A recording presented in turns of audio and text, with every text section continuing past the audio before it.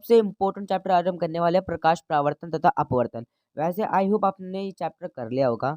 तो हमने पिछली वीडियो में इसको थोड़ा छोड़ दिया था, लेकिन आज हम इसको शुरू से लास्ट तक करने वाले हैं। और ये जो वीडियो है वो थोड़ी सी बड़ी हो सकती है, लेकिन आज मैं आपको ये जो चैप्टर पूरा सिखा दूंगा। इस चैप्टर में कभी जिंदगी में भी कोई भी प्रॉब्लम आपको नहीं होने वाली है। तो बोर्ड एग्जाम ही बहुत पास हैं और इस चैप्टर को करना बहुत ज़रूरी है। इसके न्यूमेरिकल सारी चीज़ को हम करेंगे आगे अगली वीडियो में। तो आज हम इस चैप्टर का एक्सप्लेन करेंगे, इस चैप्टर को पढ़ेंगे, वो बहुत अच्छी तरह से समझेंगे।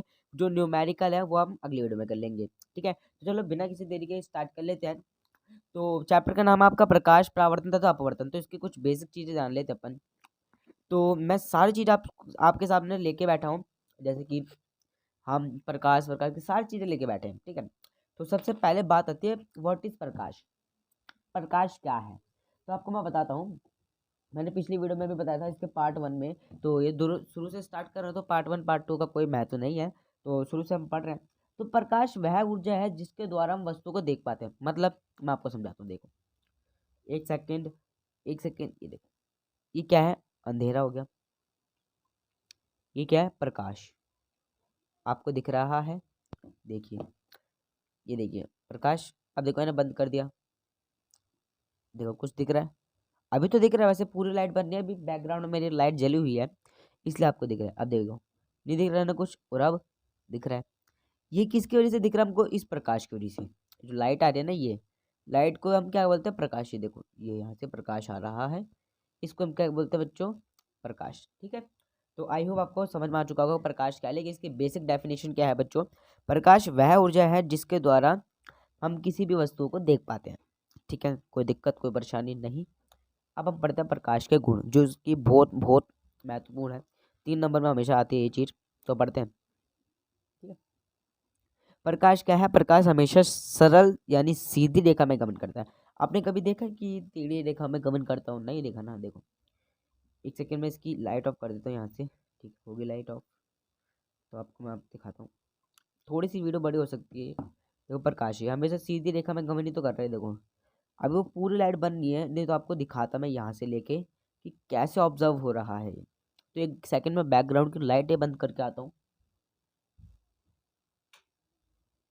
तो लाइट बंद हो चुकी है, अब आपको देख सकते हैं कि जो प्रकाश है देखो कैसे सीधा रेखा में गमन कर रहे हैं, देखो है ना, दिख रहा है, ये देखो ये हमेशा सीधी रेखा में गमन करता है, जो कि अभी दिख रहा है।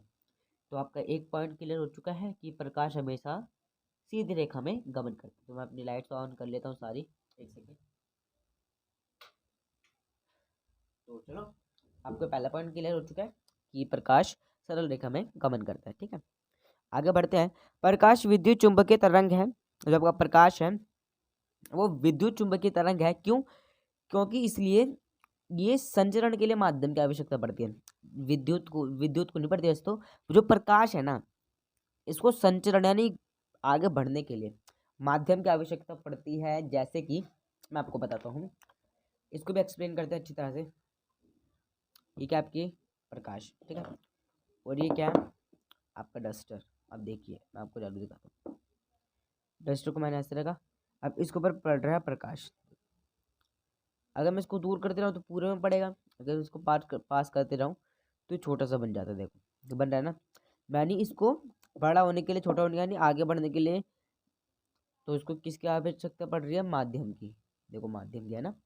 तो ये हमारा दूसरा पॉइंट कहता है कि जो आपका प्रकाश होता है वो तरंग होता है, और इसको आगे संचरण करने के लिए किसकी जरूरत पड़ती है, माध्यम की जरूरत पड़ती है, ठीक है। बेसिकली आसान सा चैप्टर है वैसे तो प्रकाश आपका पारदर्शी वस्तु की तीक्ष्ण छाया बनाता है। मतलब जो आपका प्रकाश है ना वो तीक्ष्ण छाया बनाता है, किसकी, एक सेकेंड, अपारदर्शी वस्तु की तीक्ष्ण छाया बनाता है। अपारदर्शी और पारदर्शी आपने नहीं थे बड़ा है। पारदर्शी क्या है, अपारदर्शी क्या है, मैं आपको बताता हूँ। पारदर्शी होता है बेसिकली, पारदर्शी वो होता है जिसके आर पर हम देख सकते हैं, ठीक है, वो होता है पारदर्शी। अपारदर्शी वो होता है जिसका हम देख नहीं सकते उसको, समझ रहे हो ना आप। जैसे कि मैं आपको एक्सप्लेन करता हूँ। पारदर्शी वो है जैसे कि हम आर पार देख सकते हैं। आपने कई मिरर में देखा होगा, हम आर पार देख लेते हैं, मिरर होता है ना वो होता है पारदर्शी। अपारदर्शी क्या होता है, जिसके आर पार हम नहीं देख पाते, ठीक है, वो आपका कहलाता है अपारदर्शी। तो जो आपका प्रकाश है वो अपारदर्शी वस्तु की तीक्ष्ण छाया बनाता है, किसकी, अपारदर्शी वस्तु की तीक्ष्ण यानी गाढ़ी, ज़्यादा ब्लैक, छाया बनाता है। ठीक है, आगे बढ़ते हैं जी। प्रकाश की चाल निर्वात में सबसे अधिक होती है, निर्वात। ठीक है, अब आपको एक चीज हमेशा रखनी है, अभी एमसीक्यू में भी आती है, और इसी की वजह से सारे क्वेश्चन अधूरे रह जाएंगे अगर आपको ये नहीं पता होगा तो आपको जानना जरूरी है कि जो आपकी प्रकाश की चाल है वो कितनी है, बताइए जी। तो 3 × 10⁸ मीटर। ठीक है, कोई दिक्कत परेशानी, इसको बार बार लिखने की प्रैक्टिस करिएगा, अपने आप इसको बेसिकली याद हो जाएगी। तो एक सेकेंड, इसको मैं रफ कर देता हूँ। अब आपको मेरे साथ साथ बताना है कि प्रकाश की चाल कितनी है, बताइए शाबाश। क्या लिखूँ सर जी? 3 लिख दो, लिख दिया। और आगे बताइए। मल्टीप्लाई लिख दो, लिख दो। सर जी 8 लिख दो, नहीं। फिर क्या लिखूँ सर जी? 10 लिख दो, लिख दिया। उसके ऊपर क्या लिखूँ सर जी? 8 लिख दो, लिख दिया। फिर मीटर पर सेकंड लिख दो। जी बिल्कुल, बहुत अच्छे। तो आपको ये याद रखनी है, और ये इम्पोर्टेंट भी बहुत है।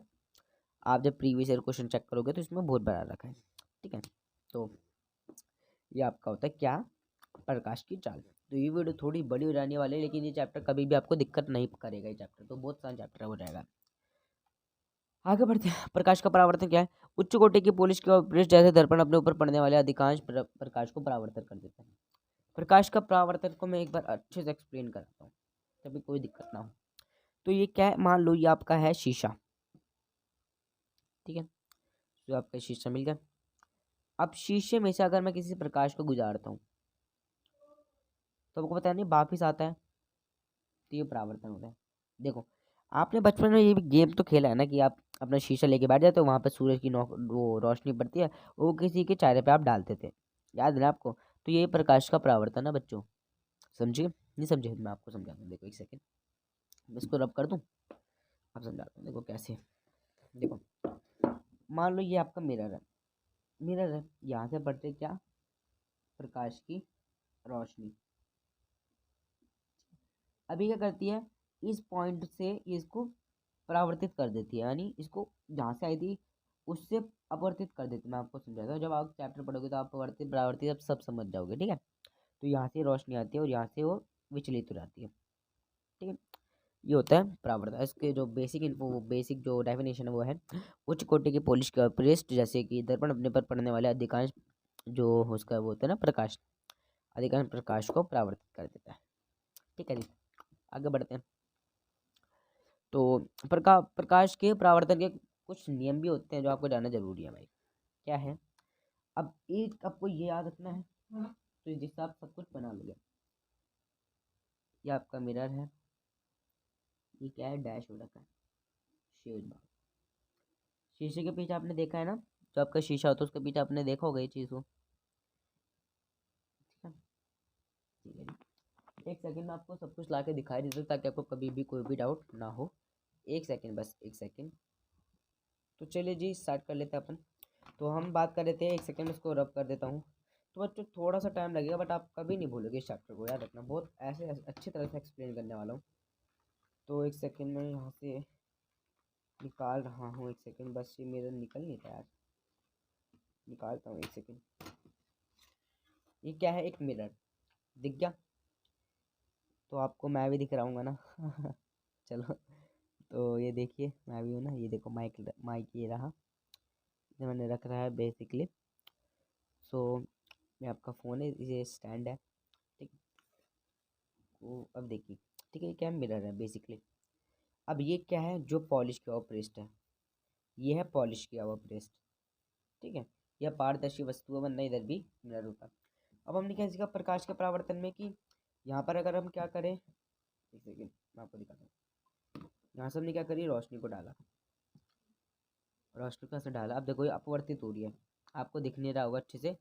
एक सेकंड मैं आपको पूरी कोशिश करता हूँ दिखाने की। देखो आ रही है ना मेरी तरफ, आ रही है ना रोशनी, ये होता है प्रकाश का परावर्तन। देखो मैं आपको एक्सप्लेन कर दीजिए, देखो यहाँ से प्रकाश का पड़ रहा और यहीं से देखो अपवर्तित हो रही है ना, ये होता है। ठीक है, तो आई होप आप समझ चुके होंगे। ठीक है, तो ओके जी, समझ चुके होंगे आप, है ना? तो बस प्रकाश का परावर्तन आप समझ गए। अब हम बढ़ते हैं आगे चैप्टर में। तो एक सेकेंड इसको रख देता हूँ कुछ इस प्रकार से। चलो जी, बढ़े आगे, कोई दिक्कत नहीं, कोई परेशानी नहीं। नोट एक सेकंड यार, ये लग नहीं रहा, चलो इसको तो हम 12 मिनट लगा लें, इसी कोई दिक्कत नहीं। अब हम बढ़ते आगे। हमने पॉलिश समझ लिया, पॉलिश क्या है, तो ये क्या है आपका एक शीशा, ये है इसका पॉलिश किया हुआ पृष्ठ, ठीक है। ये है एक अभिलंब, ठीक है। और आपका जो अभिलंब है ये है कौन सी किरण, परावर्तित किरण। ये जो अब जा रही है ये है अपवर्तित किरण, ठीक है। ये जो कोण है ये है आई, ये है आर, ठीक है। बस आपको ये डायग्राम याद है तो सब याद है, ठीक है। चलो बढ़े, चलो आगे बढ़ते हैं। देखो आपको मैं समझाता हूँ क्या क्या मैंने बनाया है, इसका मतलब क्या है, इसको क्या समझते हैं, ठीक है। ये क्या है बच्चों, बेसिकली आपका शेडेड वाला भाग है, शीशा। ये जब ये आपकी क्या है, एक परावर्तित किरण है, ये अपवर्तित, परावर्तित मतलब जो आ रही है, अपवर्तित जो अपने मार्ग से विचलित हुई है, ठीक है। मैं समझाता हूँ इसको क्या है। यहाँ से सूरज की रोशनी पड़ी, यहाँ पर आई, फिर ये अलग हो गई, ठीक है। अब मैं आपको याद करा दूँ परावर्तन, जब आपका परावर्तन है ना उसका नियम आपको याद हो जाएगा, कैसे होगा मैं बताता हूँ। मैं बताता हूँ कैसे। परावर्तन कोण, अपवर्तन कोण और अभिलंब, या बिल्कुल परावर्तित किरण, अपवर्तित किरण और अभिलंब सभी एक ही तल में बनते हैं। एक ही तल है ना, देखो इधर ही तो बन रहे सारे, परावर्तित किरण भी इधर बन रही है और लंब भी इधर ही बन रहा है और अपवर्तित किरण भी इधर ही बन रही है, तो क्या बोल सकते हैं अपन, जो तीनों चीज़ें वो एक ही तल में बनती है। और आपका जो आपतन कोण है वो, तो जो परावर्तन कोण है वो आपतन कोण के बराबर होता है। ये परावर्तन कोण है, परावर्तित किरण से आप परावर्तन कोण भी समझ सकते हैं, अपवर्तित किरण से अपवर्तित कोण भी समझ सकते हैं, दोनों बराबर होते हैं बीच के, ठीक है। ठीक है, कोई दिक्कत नहीं, कोई परेशानी नहीं। चलो अब हम आगे बढ़ते हैं। आपको एक बार बेसिक वो दिखा देता हूँ डायग्राम, और एक बार मैं दिखा भी देता हूँ ताकि आपको कोई डाउट ना रहे। मैं आपको दिखाता हूँ, चलो ये देखो, पढ़िए मेरे साथ साथ। आपतन कोण परावर्तन कोण के बराबर होता है, आपको पता ही है। आपतित किरण दर्पण के आपतन बिंदु, अभिलंब और परावर्तित किरण सभी एक ही तल में बनते हैं, ठीक है। ये डायग्राम। अब बात आती है प्रतिबिंब क्या है। प्रतिबिंब बच्चों वहां बनता है जहाँ जिस बिंदु में कम से कम दो परावर्तित किरणें प्रतिच्छेदित हो, मतलब जी जहाँ पर दो जो किरणें हैं, एक नहीं चलेगी लेकिन दो, कम से कम तो दो किरणें परावर्तित हो रही हो, वहां पर प्रतिबिंब बनता है, ठीक है। तो हम क्या बोलेंगे, प्रतिबिंब वहां बनता है जहाँ पर कम से कम दो किरणें, परावर्तित किरणें प्रतिच्छेदी करती हो। वास्तविक प्रतिबिंब और आभासी प्रतिबिंब में अंतर। वास्तविक यानी रियलिटी, आभासी मतलब हमारा कल्पना, ठीक है। यह तब बनता है जब प्रकाश की किरणें वास्तव में प्रतिच्छेदी होती हो। प्रतिबिंब जब भी तो बनते हैं जब, प्रतिबिंब कब बनता है आप खुद बताओ। प्रतिबिंब वहीं तो बनता है जहाँ पर कम से कम कोई ना कोई दो या दो से अधिक जो आपकी परावर्तित किरण है वो क्या करे, प्रतिच्छेदी करे। तो वास्तविक प्रतिबिंब आपको पता ही है कि जब वास्तव में किरणें परिवर्तित होती हो, या जब प्रकाश की जो किरण है वो वास्तव में प्रतिच्छेदी होती हो, तो आभासी प्रतिबिंब बनता है। आभासी ये तब बनता है जब प्रकाश की किरणें प्रतिच्छेदी होती हो, प्रतीत होती हो, मतलब हमको बस दिखता हो, लगती हो, और इसे पर्दे पर प्राप्त कर सकते हैं क्योंकि रियलिटी का प्रतिबिंब है। इसे हम पर्दे पर प्राप्त नहीं कर सकते क्योंकि ये ऐसी है, रियलिटी नहीं है। वास्तविक प्रतिबिंब उल्टा बनता है, बस यहाँ से आपका इंपॉर्टेंट चीज स्टार्ट होती है। जो आपका वास्तविक प्रतिबिंब होता है वो उल्टा होता है। शीशे में नहीं देखा क्या आपने, शीशे को आप देखते हो उल्टा महसूस होता है। इस प्रकार से जो आभासी होता है वो प्रतिबिंब सीधा बनाता है, ठीक है। आगे बढ़े, बढ़ो सर जी। अब हम पढ़ते हैं समतल दर्पण के बारे में। तो अब पढ़ रहे हो समतल दर्पण के बारे में। अब समतल दर्पण का जो है वो आभासी व सीधा बनता है, क्यों, क्योंकि ये बस आभासी प्रतिबिंब है इसलिए। प्रतिबिंब का आकार वस्तु के आकार के बराबर होता है भाई। आपका जो प्रतिबिंब का आकार है वो वस्तु के आकार के बराबर कब होता है, क्वेश्चन आया था बहुत साल पहले, मैंने ध्यान नहीं दिया। तो कब होता है बच्चों प्रतिबिंब का आकार वस्तु के आकार के बराबर, जब समतल दर्पण हो। समतल दर्पण के गुण बताइए, तो आप आ सकता है समतल दर्पण के गुण बताइए। तो आभासी और सीधा होता है प्रतिबिंब, व वस्तु के आकार का ही प्रतिबिंब बनता है, ठीक है। प्रतिबिंब जितना जितना वस्तु का आकार होगा उतना बड़ा प्रतिबिंब होगा, ठीक है। प्रतिबिंब दर्पण के उतने पीछे बनता है जितनी वस्तु के दर्पण से दूरी हो। मतलब प्रतिबिंब उतनी दूरी पर बनेगा जितनी वस्तु की दर्पण से दूरी हो। समझ गए? समझ गए सर। प्रतिबिंब पार्श्व परिवर्तित होता है। अब इसको भाई एक बार एक्सप्लेन कर लेते हैं भाई, वरना समझ में नहीं आएगा बच्चों को। अब मेरे पे समतल दर्पण तो है नहीं, लेकिन हम नॉर्मल दर्पण से इसको हम समझ सकते हैं। कैसे? देखो, ये आपका दर्पण। तो पहला पॉइंट आपको क्या बोला था? आभासी और सीधा। मतलब इस पे कोई सी भी वस्तु जो बनेगी, समझ रहे हो ना, इस पे कोई सी भी वस्तु जो बनेगी वो आभासी और सीधी होगी। समझ गए?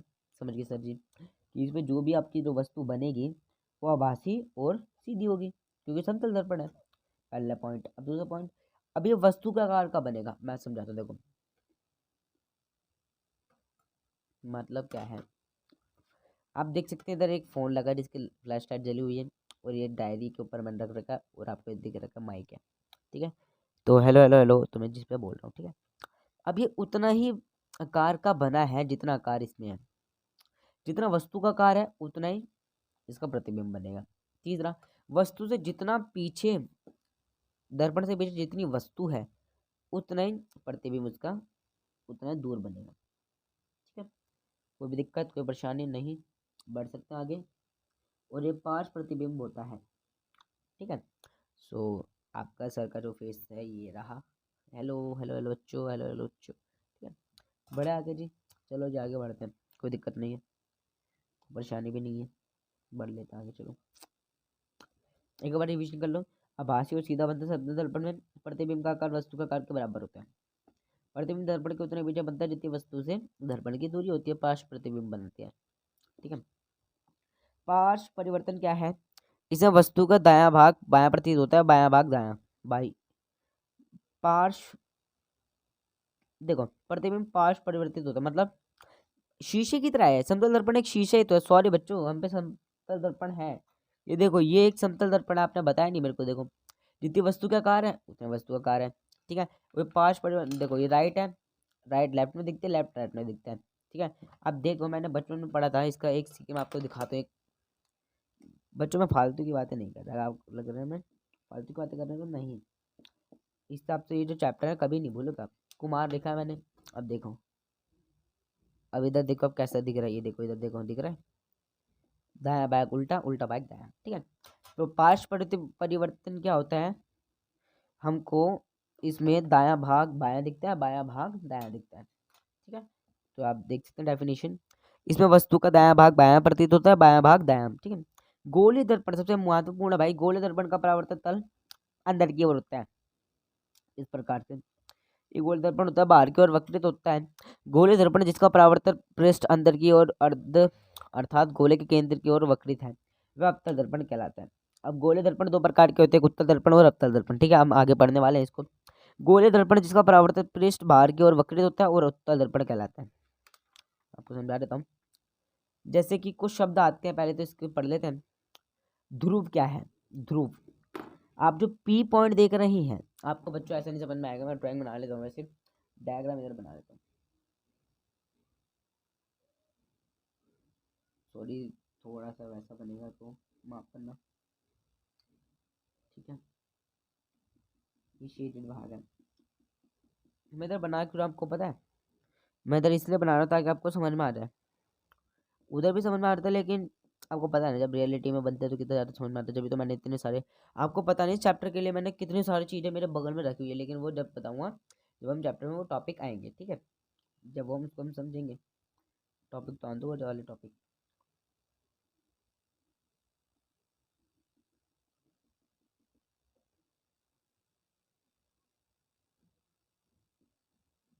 ये पॉइंट है पी, ये बड़ा है, छोटा है, जिसको फोकस दूरी भी कहता है, भी हम बताएंगे सब कुछ।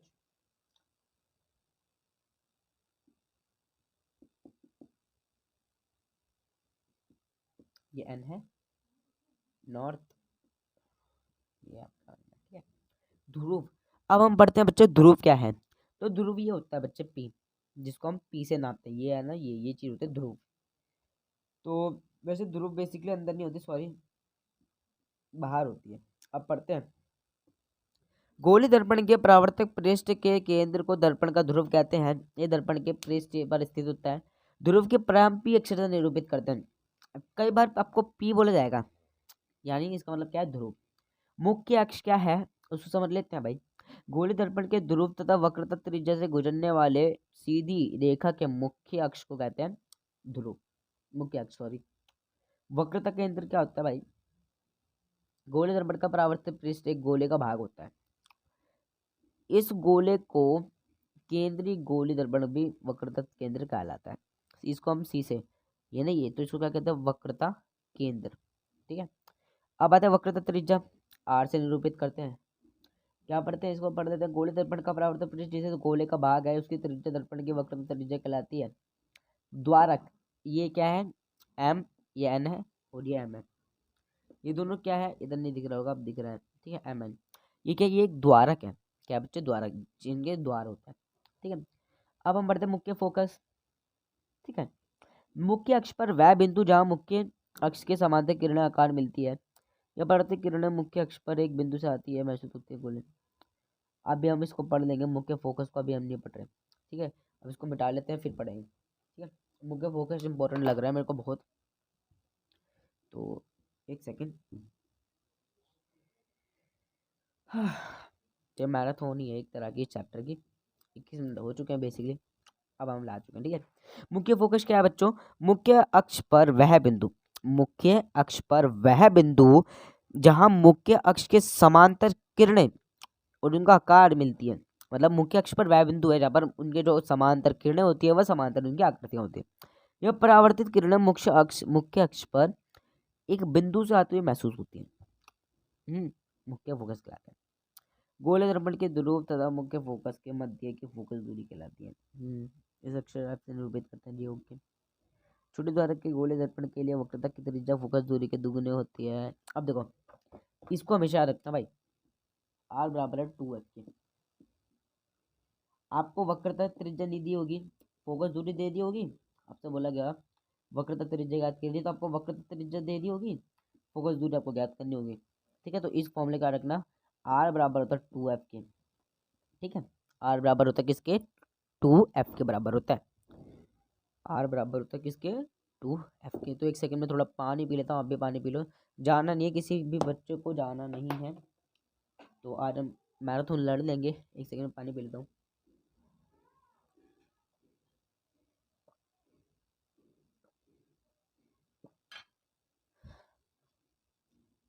आपको दिखा भी देता हूँ, एक सेकेंड।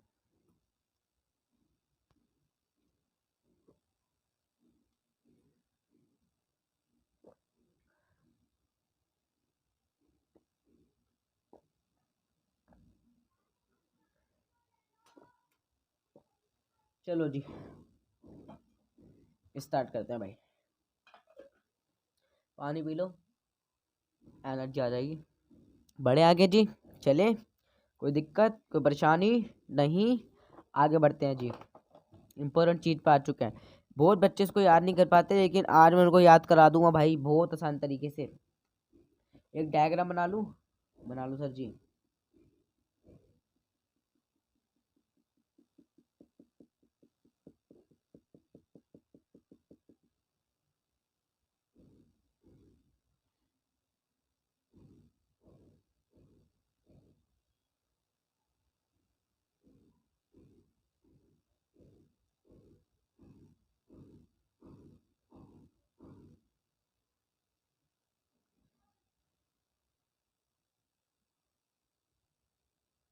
तो बस फिर यही है ना।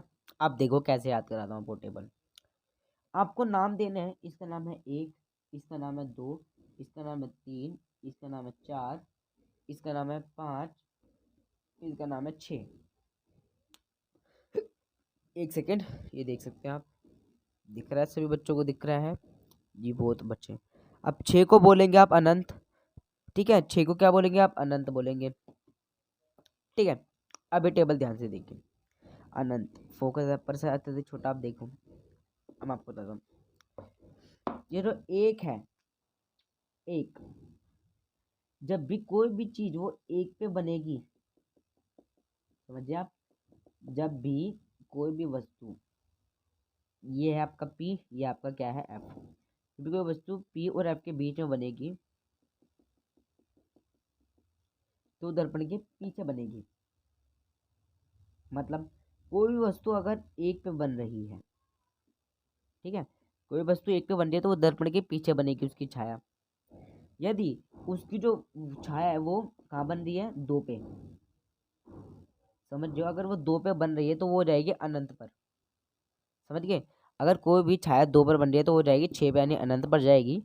और यदि कोई भी छाया तीन पे बन रही है, तीन, तो वो पाँच पे जाएगी। अगर पाँच पे है तो वो तीन पे जाएगी। अभी मैं क्या बोल रहा हूँ आपको मैं समझाता हूँ।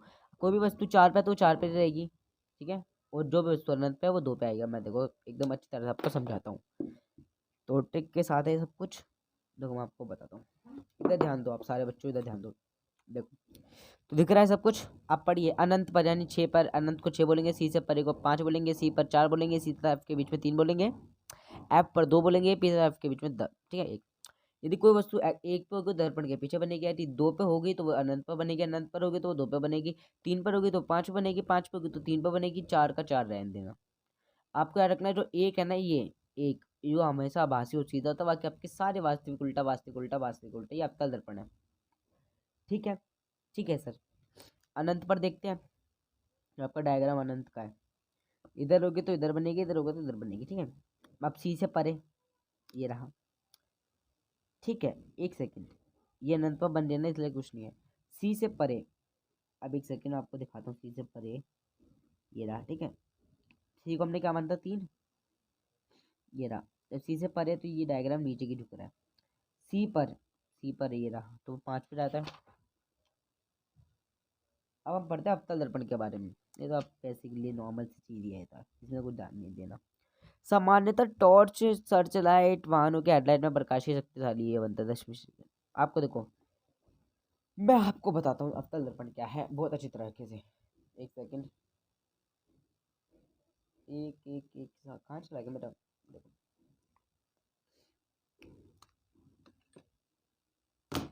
क्या है ये, सारे मटेरियल मैंने रख रखा है।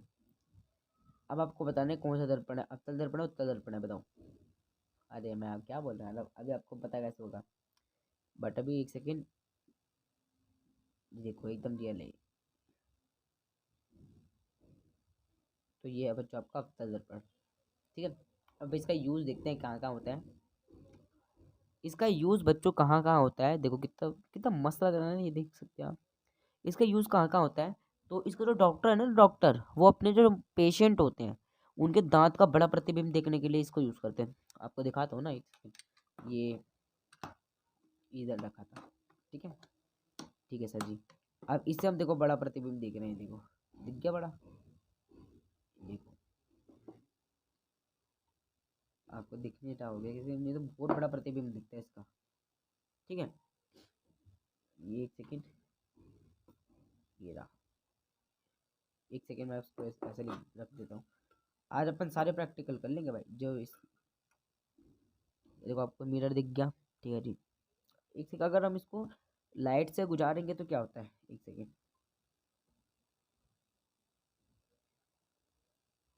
वाह,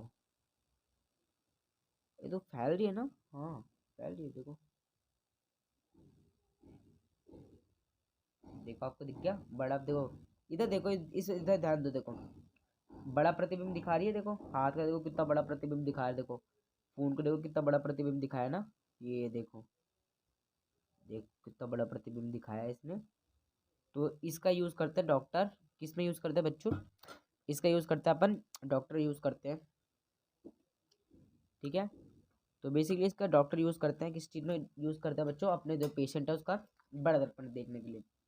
और इसका हेडलाइटों में भी यूज़ होता है, ठीक है, ठीक है जी, हेडलाइट में इसका यूज़ होता है। और बताइए सर जी, और बच्चों इसका वो है आपका जो चेहरा होता है ना उसका बड़ा प्रतिबिंब देखने के लिए शेविंग मिरर पर इसका उपयोग होता है, ठीक है। जो शेविंग मिरर होते हैं ना उधर इनका उपयोग होता है। आगे बढ़ते हैं।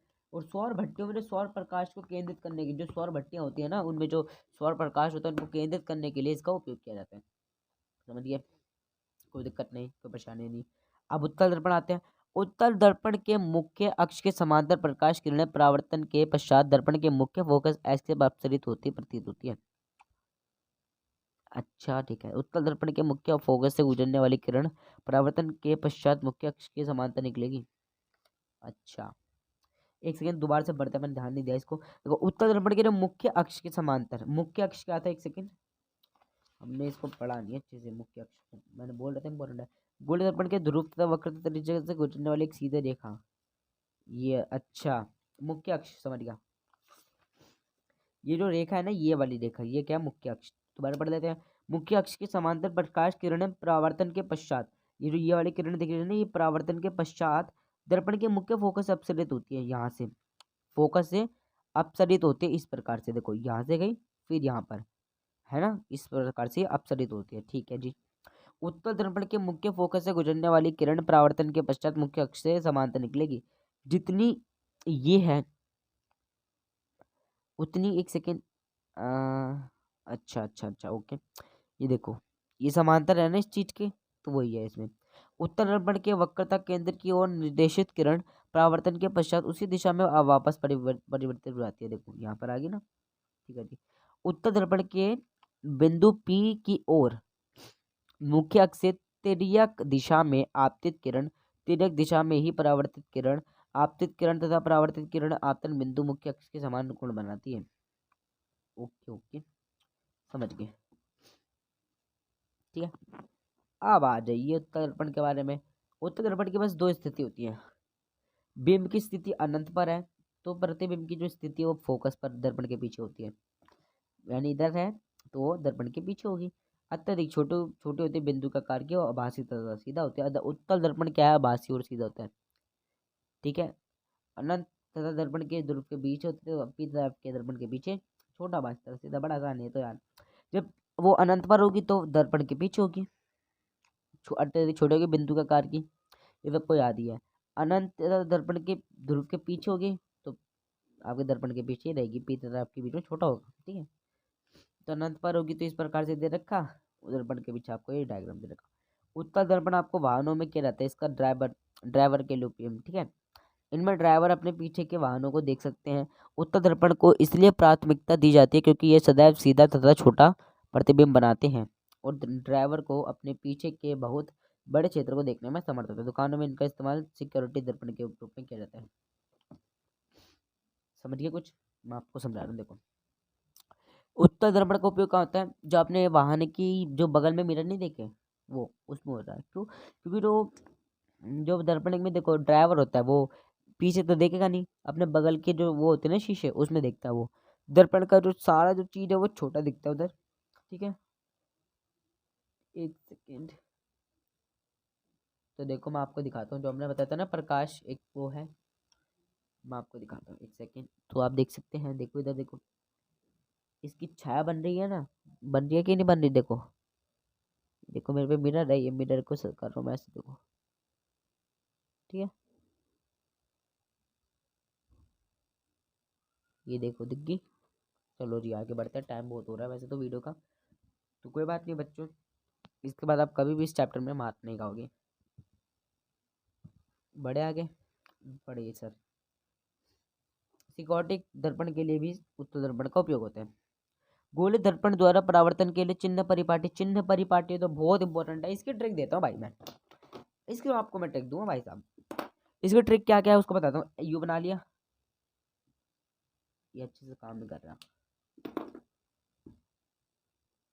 मैं आपको बताता हूँ चिन्ह परिपाटी क्या है।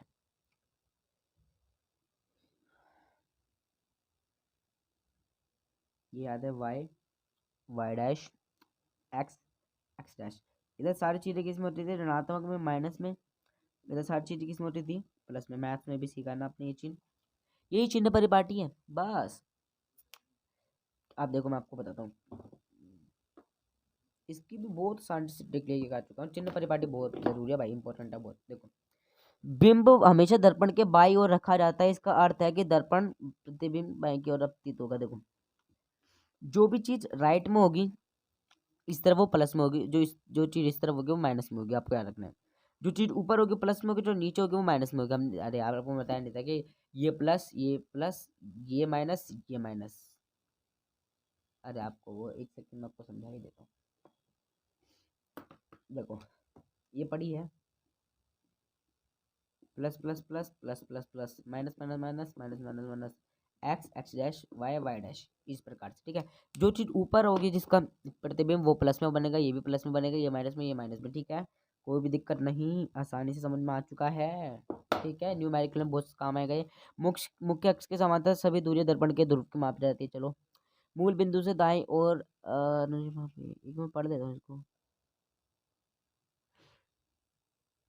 बस आपको ये रखना है कि ऊपर प्लस नीचे माइनस, इधर माइनस इधर प्लस। ठीक है, इधर प्लस इधर माइनस। ठीक है, बिंब की दूरी हमेशा ऋणात्मक होती है। हाँ यू भाई, आप पढ़ते हैं, जो बिंब की दूरी होती है वो हमेशा माइनस में होती है। याद रखना, हमेशा याद रखना, जो आपकी जो बिंब की दूरी होती है वो हमेशा माइनस में होती है।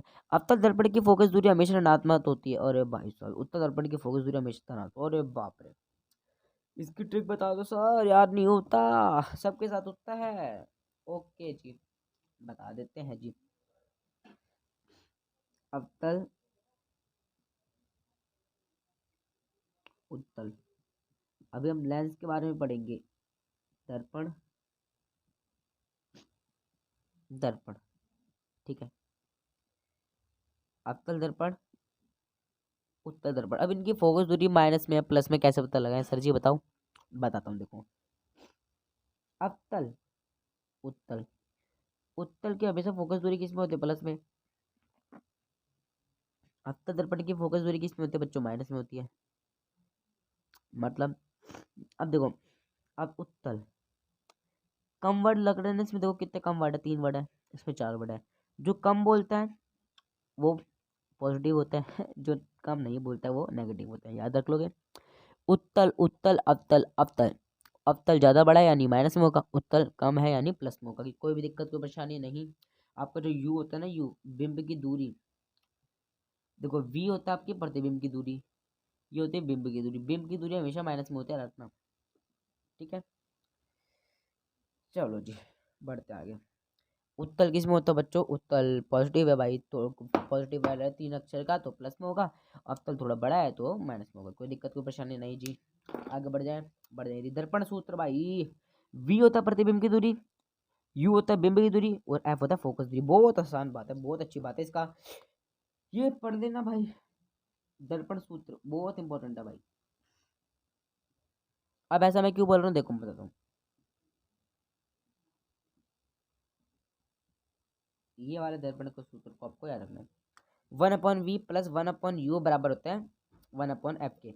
अब इसी से लेंस का सूत्र बनता है, देखो 1/f। अरे ऐसा क्यों कर रहे हो आप, कंफ्यूज। देखो 1/v माइनस 1/u बराबर 1/f, ये लीजिए लेंस का सूत्र बन गया। लेकिन ये लेंस का सूत्र आगे बढ़ेंगे। दर्पण का सूत्र पढ़ दिया, 1/b प्लस में 1/u बराबर में IF। ठीक है, ठीक है जी, कोई दिक्कत नहीं। आवर्धन, गोली दर्पण द्वारा आवर्धन जिसमें ज्ञान होता है, एक सेकेंड, कोई प्रतिबिंब की अपेक्षा गुण। अब देखो इसका फॉर्मूला बताता हूँ आपको। देखो, जो आवर्धन होता है उसको हम एम से मापते हैं। किससे मापते हैं? एम से मापते हैं, याद रखेगा। जो आप आवर्धन होता है वो एम से मापते हैं। इसका formula H dash upon H बराबर होता है माइनस वी अपॉन यू। ठीक है जी, ये होते हैं प्रतिबिंब की ऊंचाई, ये किसकी होती है? बिंब की ऊंचाई। जब हम, देखो आपको आवर्धन का याद कैसे करना है? प्रतिबिंब तथा बिंब की ऊंचाई का अनुपात, प्रतिबिंब की ऊंचाई का अनुपात। देखो प्रतिबिंब की ऊंचाई तथा ऊंचाई के, तो सॉरी सॉरी सॉरी, प्रतिबिंब की ऊंचाई तथा बिंब की ऊंचाई के अनुपात को हम क्या कहते हैं? आवर्धन। इसका फॉर्मूला क्या होता है? एच डैश अपॉन एच बराबर माइनस बी अपॉन यू। कोई दिक्कत नहीं, कोई परेशानी नहीं। आई होप आपने कर लिया होगा आवर्धन। समझ गए? अगर नहीं समझ पाया तो वीडियो को एक बार रिवाइंड करके देख सकते हैं आप। फॉर्मूला ये रहा, प्रतिबिंब की ऊंचाई एच डैश, और ये रहा बिंब की ऊंचाई। ठीक है, माइनस बी अपॉन यू, ये रहा। ठीक है, यदि एम ऋणात्मक होता है तो प्रतिबिंब वास्तविक होता है। यानी जो आपका ये है ना आवर्धन, आवर्धन अगर आपका जो माइनस में आया तो प्रतिबिंब वास्तविक बनेगा। यानी देखो क्या सोचते हैं इंसान? पॉजिटिविटी, लेकिन कलयुग में क्या चल रही है? नेगेटिविटी। नेगेटिविटी हमेशा वास्तविक होती है, रियलिटी होती है। मतलब अगर आपको जो आवर्धन है वो माइनस में होगा तो वास्तविक प्रतिबिंब बनेगा, यदि एम धनात्मक हो तो आभासी बनेगा। ठीक है, यदि एम बराबर है 1 के, या एम, देखो आवर्धन एक का होगा जब प्रतिबिंब की ऊंचाई बराबर होगी बिंब की ऊंचाई के, तो प्रतिबिंब का कार्य बिंब के आकार के बराबर होगा। यदि आपका जो बिंब का कार्य है वो प्रतिबिंब के आकार से बड़ा हो तो प्रतिबिंब का आकार बिंब से बड़ा होगा। ये तो आपको पता ही है यार ये याद रखना बस बेसिकली। समतल दर्पण का आवर्धन सदैव +1 होता है। प्लस साइन आभासी प्रतिबिंब दर्शाता है, एक दर्शाते हैं कि प्रतिबिंब आकार बिंब के आकार के बराबर है। ठीक है। आप कह सकते हैं समतल दर्पण का आवर्धन सदैव 1 होता है। ऐसा क्यों होता है? अभी हमने पढ़ा ना, आवर्धन उसकी प्रतिबिंब की ऊंचाई बराबर होती है बिंब की ऊंचाई के। प्रतिबिंब की ऊंचाई बराबर होगी बिंब की ऊंचाई के तो वो हमेशा +1 बनता है, जो क्या समतल दर्पण है। एम आपका पॉजिटिव बनेगा तो दर्पण उत्तल होगा। एक सेकेंड, अवतल है। देखो अगर एम ऋणात्मक होगा तो अवतल दर्पण है, एम प्लस होगा तो उत्तल दर्पण है। ठीक है, ठीक है जी। ये तो वही है ना बेसिकली, कम किस में अक्षर उत्तल में तो पॉजिटिव, ज़्यादा किस में है तो नेगेटिव। ठीक है, देखो यदि समतल दर्पण का आवर्धन +1 है तो क्या दर्शाता है? बिंब की ऊंचाई बराबर होगी प्रतिबिंब की ऊंचाई के। ठीक है, यदि वास्तविक प्रतिबिंब का आकार बिंब के आकार का बनता है तो दर्पण से 8 सेंटीमीटर की दूरी पर बनता है। दर्पण कौन सा बताए, उसकी फोकस दूरी ज्ञात कीजिए दर्पण का। एक सेकेंड, दर्पण से ये तो आप बता दो, चलो जी एक बार आपको सॉल्व कर दिया। यदि वास्तविक प्रतिबिंब का आकार बिंब के आकार का बनता है, यानी प्रतिबिंब का आकार बिंब के आकार का बनता है, तो आवर्धन कितना हो जाएगा? एक आवर्धन हो जाएगा। दर्पण से 8 सेंटीमीटर 18 सेंटीमीटर दूरी पर बनता है। दर्पण कौन सा है? मैंने आपको बताया था, यदि ये बराबर होगा एक तो क्या होगा? उत्तल दर्पण होगा। ठीक है, कोई दिक्कत नहीं। चलिए यार, ये तो हम क्या कर रहे हैं, ये तो न्यूमेरिकल तो हम अगली वीडियो में सॉल्व करेंगे। हमें बताना भूल गया था, सॉरी। आप बिना क्वेश्चन करवा रहे हो मुझसे यार, तो बाद में कर लेंगे अपन। ठीक है जी, ये एक सेकंड पड़ेगा। गोली दर्पण का आकार ये तो बड़ा आसान है। प्रकाश का अपवर्तन पढ़ते हैं। जब प्रकाश एक माध्यम से दूसरे माध्यम में तिरछा होकर दूसरे माध्यम में इस सतह की दिशा बदलते होता है, इस परिघटना को प्रकाश अपवर्तन। प्रकाश का अपवर्तन तो परावर्तन हमेशा आता है। परावर्तन जो किसी माध्यम में चलती है परावर्तित हो जाए, अपवर्तित जो अपनी किरण से विचलित हो जाए। ठीक है, तो प्रकाश का अपवर्तन के कुछ उदाहरण भी है। प्रकाश के अपवर्तन के कारण स्विमिंग पूल का तल वास्तविक स्थिति में विस्थापित हुआ होता है। पानी में आनुवंशिक रूप से डूबी हुई पेंसिल वायु तथा पानी के अंतरपृष्ठ पर टेढ़ी प्रतीत होती है। कांच के गिलास में पड़े नींबू वास्तविक आकार में बड़े प्रतीत होते हैं। कागज पर लिखे शब्द गिलास स्लैब के अब मैं बताता हूँ इसको बेसिकली क्या है। देखो, जो आपने देखा होगा पानी में अगर हम पेंसिल डालते हैं वो टेढ़ी क्यों दिखती है? प्रकाश का अपवर्तन होता है इसलिए। कांच के गिलास में बड़े जो पड़े नींबू वास्तविक आकार में बड़े प्रतीत होते हैं, क्यों? प्रकाश का अपवर्तन के। ठीक है, तो कांच का आयताकार स्लैब बहुत इंपॉर्टेंट है भाई। मैं अगर इसमें से क्वेश्चन दूँ इस चैप्टर में से तो मैं इस चैप्टर से क्वेश्चन में ये वाला पार्ट देना चाहता हूँ, तो इंपॉर्टेंट बहुत है। देखो क्या बनाना है, कांच का आयताकार स्लैब और उसके नाम तो लिखना है। ये क्या है? कांच का आयताकार स्लैब। ठीक है, ये वायु है। क्या करना है आपको? ऐसा बना लेना है, ऐसा बना लेना है, ऐसा बना लेना है। नहीं है कि देखो आपको मैं ट्रिक भी दे रहा हूँ, मैंने आपको क्या बताया, मैं ट्रिक भी दूंगा आप सभी को, चिंता ना करिए। ठीक है, थोड़ा छोटा बनाया। ये है वायु, कांच का स्लैब, ये है कांच, सॉरी ये आयताकार स्लैब। ये बना लोगे, ये बना लोगे, ये बना लोगे। अब आपको एक रेखा गुजारनी, कैसी? ऐसी।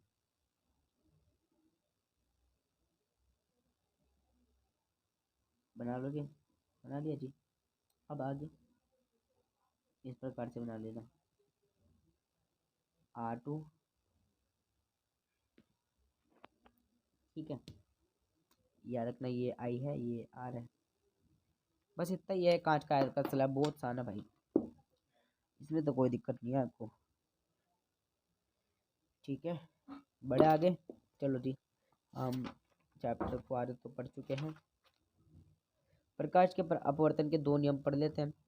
आपतित किरण, अपवर्तित किरण तथा दोनों माध्यमों को पृथक करने वाले पृष्ठ के आपतन बिंदु पर अभिलंब सभी एक ही तरफ बनता है। आपको पता है प्रकाश के किसी निश्चित तरंग तथा निश्चित माध्यमों के युग्म के लिए आपतन कोण की जो ज्या है साइन आई तथा अपवर्तन कोण की ज्या साइन आर का अनुपात स्थिर रहता है। इस नियम को स्नेल का अपवर्तन का नियम भी कहते हैं। बहुत इंपॉर्टेंट है भाई।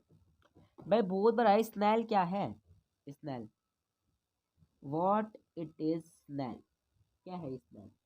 बताइए शाबाश। स्नेल क्या है? साइन आई बट्टे साइन आर के अनुपात को हम क्या बोलते हैं? स्नेल। तो अपन क्या लिखेंगे? साइन आई के स्थिरांक तथा साइन आर के स्थिरांक के अनुपात को हम क्या बोलते हैं बच्चों? स्नेल। कोई दिक्कत नहीं, कोई परेशानी नहीं। अब इसको समझते हैं एक बार अच्छी तरह से, लेकिन इंपॉर्टेंट भी है ये। देखो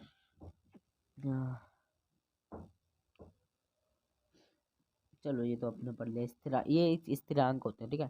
अपवर्तनांक क्या है? माध्यम -1 में प्रकाश की चाल, माध्यम -2 में प्रकाश की चाल। अरे ऊपर -1 होते हैं, नीचे -2 होते हैं, आपका रखना है। N21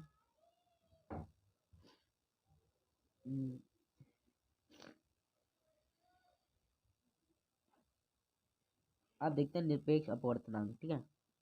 यदि माध्यम -1 निर्वात या वायु है तब माध्यम 2 का अपवर्तनांक निर्वात के सापेक्ष माना जाता है।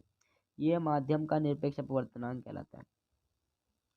n बराबर था C/V के और C बराबर था, पता ही आपको।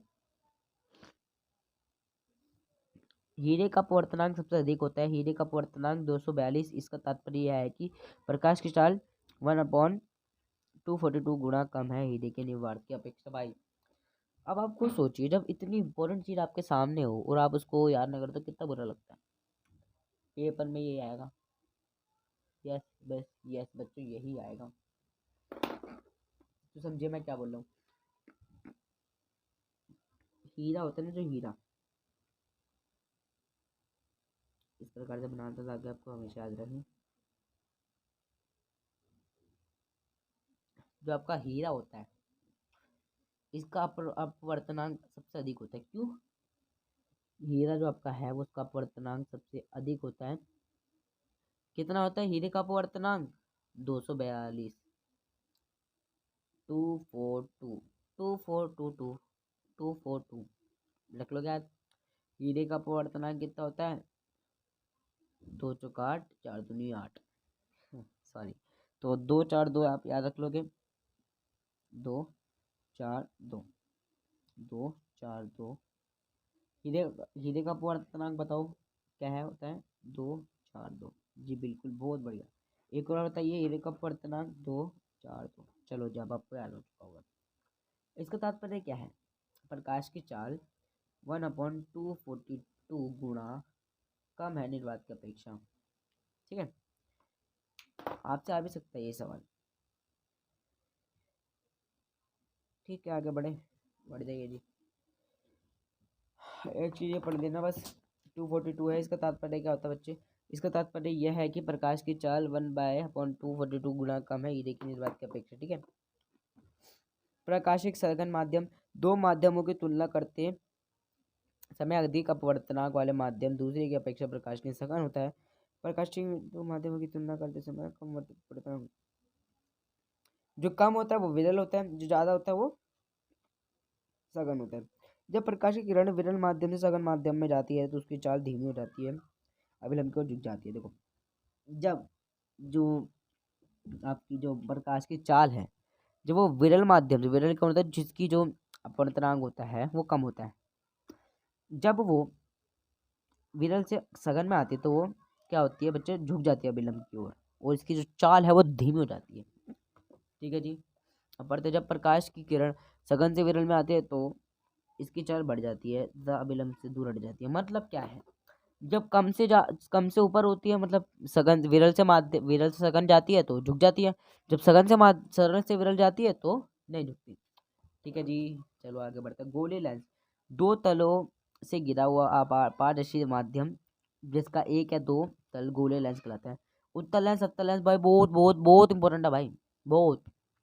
ये किनारों की अपेक्षा बीच से मोटा होता है, इसे अभिसारी लेंस भी कहते हैं। इसके 2 पॉइंट याद है, इसको तो आप याद रख लोगे। देखो इसको याद रख लिया तो सबको याद रख लिया। ठीक है, ये क्या है? उत्तल लेंस, ये क्या है? अवतल लेंस। उत्तल लेंस, अवतल लेंस। जब आप 11 चैप्टर पढ़ोगे तो इनका यूज़ भी जानोगे कि ये किस में यूज़ होता है। ये आपका निकट दृष्टि दोष में, दूरदृष्टि दोष में आप इसको पढ़ेंगे।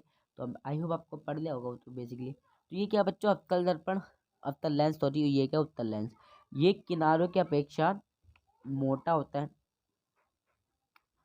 ये बीच की अपेक्षा किनारों से पतला होता है। बीच से मोटा है, यहाँ से पतला है, और ये यहाँ से पतला, यहाँ से मोटा है। ठीक है, तो इसको एक बार पढ़ लेते हैं। इसकी अच्छी डेफिनेशन है, बहुत बहुत इंपॉर्टेंट है वैसे ये डेफिनेशन तो। पढ़ते हैं। ये किनारों की अपेक्षा बीच से मोटा होता है। किनारों से तो पतला है लेकिन बीच से मोटा है। इसे अभिसारी लेंस भी कहते हैं। उत्तल अभिसारी, उत्तल अभिसारी, उत्तल अभिसारी। यह बीच की अपेक्षा किनारों से मोटा था भाई, किनारों से मोटा लेकिन बीच से पतला है। इसे अपसारी लेंस भी कहते हैं। अब इसको याद कैसे रखें, इसको बताइए सर जी। अवतल लेंस, ठीक है जी, ठीक है सर। उत्तल लेंस, ठीक है। उत्तल अभिसारी, अवतल अपसारी। आपका कोई दोस्त है जिसका नाम अभिषेक है। देखो, उत्तल का, हमारी क्लास में एक लड़का है जिसका नाम है अभिषेक। वो बहुत कम बोलता है। अब कम बोलता है नहीं, 3 वर्ड है तो वो अभिसारी लेंस है। अधिक बोलता है तो अवतल लेंस है। समझ गए। देखो, आपको याद रखना है, आपकी क्लास में एक अभिषेक नाम का लड़का है जो कि बहुत कम बोलता है। बहुत कम बोलता है यानी कम वर्ड है उसके पास, कम वर्ड है यानी वो अभिसारी लेंस है। अभिषेक और अभिसारी मात्र दोनों सेम ही है। ठीक है, कोई दिक्कत नहीं, कोई परेशानी नहीं। बढ़ सकता है आगे। चलो जी, इसको रब कर लेता हूँ। आई होप आपको याद हो चुका होगा ये बिल्कुल अच्छी तरह से। ठीक है जी। तो आपका जो उत्तल लेंस होता है वो क्या होता है, बीच से तो मोटा होता है, किनारों से पतला होता है। इसको अभिसारी लेंस भी कहते हैं। जो अवतल लेंस होता है भाई साहब, वो बीच से तो मोटा होता है, बीच से पतला होता है लेकिन किनारों से मोटा होता है। इसको अपसारी लेंस भी कहते हैं। उत्तल लेंस के किरण आरेख बनाने के नियम। बिंब से मुख्य अक्ष के समांतर आने वाली कोई प्रकाश किरण उत्तल लेंस के अपवर्तन के पश्चात लेंस की दूसरी मुख्य फोकस से गुजरेगी। इस प्रकार से मुख्य फोकस से गुजरने वाली प्रकाश किरण उत्तल लेंस के अपवर्तन के पश्चात मुख्य अक्ष के समान निर्गत होगी। इधर आ जाओ। लेंस के प्रकाश के केंद्र से गुजरने वाली प्रकाश किरण अपवर्तन के पश्चात बिना किसी विचलन से निर्गत होगी। कोई विचलन नहीं हो रहा, ये इधर जा रही है, इधर जा रही है। ठीक है। अब आपका जब बिंब की स्थिति अनंत पर है और जो उसकी प्रतिबिंब है F2 पर है तो अत्यधिक छोटा होगा, भासी होगा। ठीक है। और F2 F1 पर तो 2 F2 पर जाएगी, वो समान साइज का होगा, वास्तविकता उल्टा होगा। ठीक है। तो इसको आपको याद करना होगा बच्चों, ऐसे याद नहीं होगा मेरे बोलने से। तो ठीक है, इसको आपको याद करना पड़ेगा। तो है ना, ये सारी चीज़ आपको याद करनी होगी। ठीक है। गोले लेंसों के लिए चिन्ह परिपाटी क्या है। देखो, लेंस का सूत्र हमने बताया था ना, 1 - 1/v -1/u बराबर है एफ। तो बताइए, आवर्धन आपने पढ़ लिया था। ठीक है, ये प्लस का है। लेंस का आवर्धन, लेंस की क्षमता क्या है, किसी लेंस द्वारा प्रकाश किरणों को अभिसरण या अपसरण करने की मात्रा को उसकी क्षमता के रूप में व्यक्त करते हैं। लेंस की क्षमता उसकी फोकस दूरी का व्युत्क्रम होती है। लेंस की क्षमता का फॉर्मूला कहता है I/F। ठीक है। लेंस की क्षमता को हम डायोप्टर से मापते हैं। डायोप्टर उस लेंस की क्षमता होती है जिसकी फोकस दूरी 1 मीटर होती है। एक डायोप्टर लेंस किसकी क्षमता होती है, जिसकी फोकस दूरी 1 मीटर हो। उत्तल लेंस की क्षमता, बस बस बस बस बस बस, इसको पढ़ दो, इसको पढ़ दो, इसको पढ़ दो, इसको पढ़ दो। देखो, लेंस की क्षमता का फॉर्मूला क्या होता है, 1/f। ठीक है। अब इसको मापते किससे हैं, डायोप्टर से। ये आपको पता होना चाहिए। जो लेंस का फोकस दूरी होती है वो ये रही। लेंस का जो, लेंस की बच्चों क्षमता किससे मापते हैं, इस प्रकार से डायोप्टर से इसको मापते हैं। तो एक डायोप्टर किसकी फोकस, वो एक किसकी क्षमता होती है, जिसकी फोकस दूरी 1 होती है उसकी क्षमता होती है। ठीक है। यदि जबकि लेंस की जो क्षमता है वो पॉजिटिव आए, तो वही है यार, सब में वही ट्रिक लग रही है। मैंने आपको क्या बताया था, जो कम बोलता है वो क्या होता है, पॉजिटिव। उत्तल क्या है, कम, यानी है पॉजिटिव। अवतल क्या, ज़्यादा बोल लिया है तो ये क्या होगी, माइनस में। कोई दिक्कत, कोई परेशानी नहीं। आप खुद सोचो ना, जो ज़्यादा बोलता है वो कम होता है, जो कम बोलता है वो ज़्यादा होता है। तो उत्तल में कम वर्ड है तो ये ज़्यादा है, प्लस है, और अवतल में ज़्यादा वर्ड है तो ये माइनस में है। ठीक है, किसी भी लेंस की क्षमता अगर प्लस में होगी तो वो उत्तल लेंस है, यदि किसी भी जो लेंस की क्षमता वो माइनस में है तो वो अवतल लेंस है। ठीक है, इसमें आप देख सकते हैं उत्तल लेंस की क्षमता हमेशा पॉजिटिव होती है, अवतल लेंस की क्षमता माइनस में होती है। अनेक प्रकाशीय के अंतरों में कई लेंस लगे होते हैं, उन्हें प्रतिबिंब को अधिक आवर्धित तथा सुस्पष्ट बनाने के लिए संयोजित किया गया है। भू संपर्क में रखे लेंसों की कुल क्षमता पी उन लेंसों की प्रत्येक प्रत्येक क्षमताओं को बीजगणित योगी करती है। P1 प्लस P2, ज़्यादा कुछ नहीं है वैसे तो समतल दर्पण की फोकस दूरी होती है डैश, बताइए, शाबाश। समतल दर्पण की फोकस दूरी क्या होती है, जल्दी से कमेंट में बता दीजिए, जल्दी फटाफट। और आपको एक चीज़ बतानी है, ये कौन सा लेंस है। वैसे 11 चैप्टर का हम उठा के ले आया, वैसे बताइए उत्तल लेंस है अवतल लेंस है, बताइए, शाबाश। तो कमेंट में बता देना इस चीज़ को भी। तो ये क्वेश्चन आपको बताना पड़ेगा। ठीक है, समतल दर्पण द्वारा बना प्रतिबिंब कैसा होता है, बताइए, शाबाश। मैंने आपको बताया तो समतल दर्पण होता है वो रियल में होता है, तो वो वास्तविक तथा सीधा प्रतिबिंब बनाता है।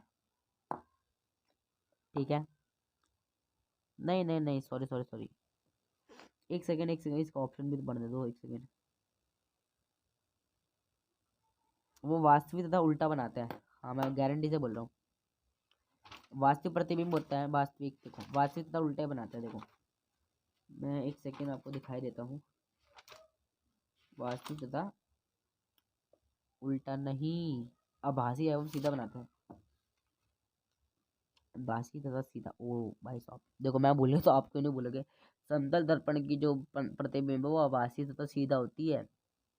ठीक है, आभासी तथा सीधा याद रख लोगे, क्योंकि ये आभासी वो है दर्पण। एक अवतल दर्पण वास्तविक उल्टा तथा समान आकार का प्रतिबिंब बनाते हैं यदि बिंब की स्थिति कहाँ पर हो, बताइए, शाबाश, बताइए बताइए बताइए। तो एक लेंस की क्षमता -40, इसकी फोकस दूरी क्या होगी, ये भी बताइए मेरे को कमेंट में। ठीक है, इसका आंसर शायद ये है, मन में कर लिया मैंने, तो आपको करना है। तो ये सारे क्वेश्चन आपको करने चाहिए, अपने एक्सपीरियंस से बोल रहा हूँ। तो ठीक है, आई होप आपने चैप्टर को इंजॉय करा होगा, वह अच्छे से समझा होगा। ठीक है,